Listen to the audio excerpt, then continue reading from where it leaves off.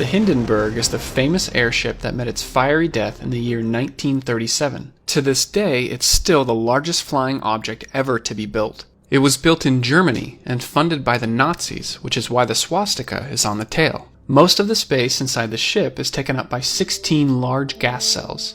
If we remove these, you can see the frame of the ship. The passenger areas are down here. There are 2 decks. The top one is the A deck, and then below is the B deck. The B deck is where the passengers board the airship. There's angled windows to get a panoramic view of the scene below, bathrooms, areas for the crew, the kitchen, and the officer's mess.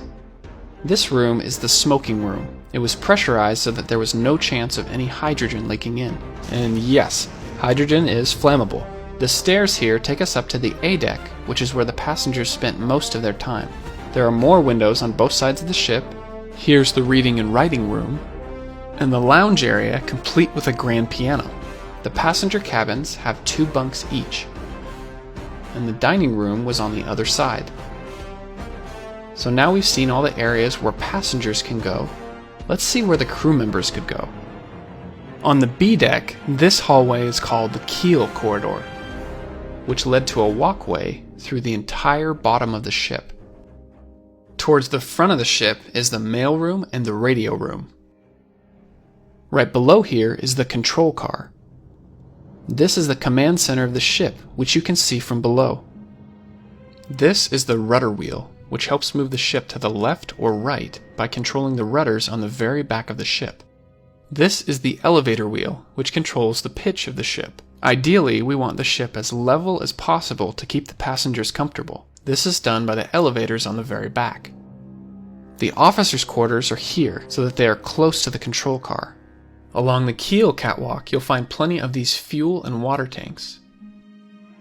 Here's the crew quarters, cargo areas, and this is the electrical room. There's more cargo areas here, and a few more down here.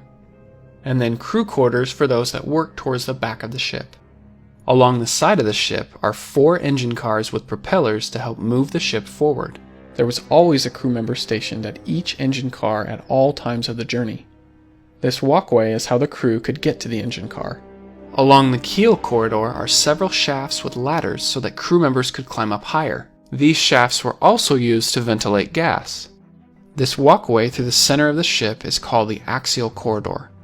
These 16 gas cells are what hold the ship up in the air.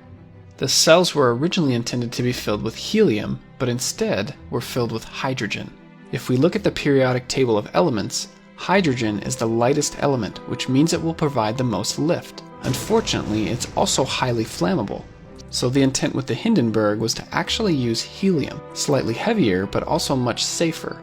At the time, the United States had the best supply of helium, but would not sell it to other countries, which means that Germany was out of luck. So the Hindenburg had no other choice but to use hydrogen. Previous to the Hindenburg, there had been quite a few airship accidents. Other countries had already decided that hydrogen-filled airships were just too dangerous. Germany, however, had a flawless record so far. No passengers had ever been killed in an airship accident. During the year 1936, the Hindenburg had many successful passenger flights to the United States and to Brazil. The year 1937 didn't go so well. May 3rd, the Hindenburg begins its journey from Frankfurt, Germany. It was a 3-day journey to get to Lakehurst, New Jersey. The ship was only halfway full at this time. Only 97 people were on board. The landing was originally scheduled for the early morning of May 6th, but it was delayed because of strong headwinds, rain, and thunderstorms. This is the Lakehurst station.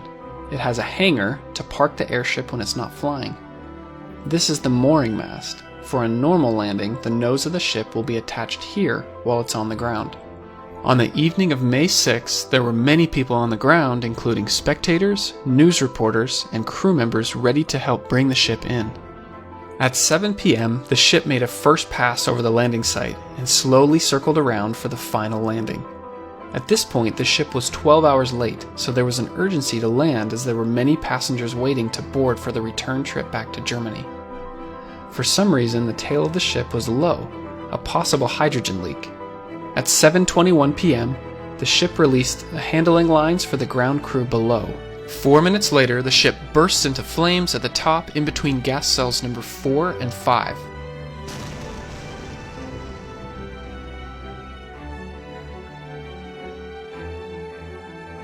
It took less than a minute for the ship to be completely destroyed and in ruins on the ground below.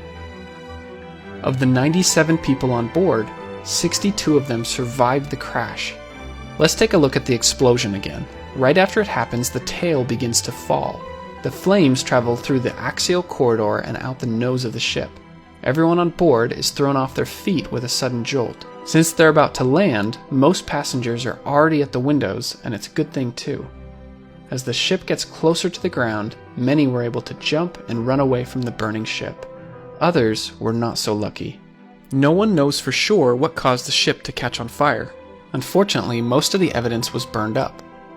The likely cause is from static electricity buildup right before the disaster. One small spark is all it would take. The Hindenburg wasn't the worst airship disaster. It was just the first to be caught on film and widely seen by the public.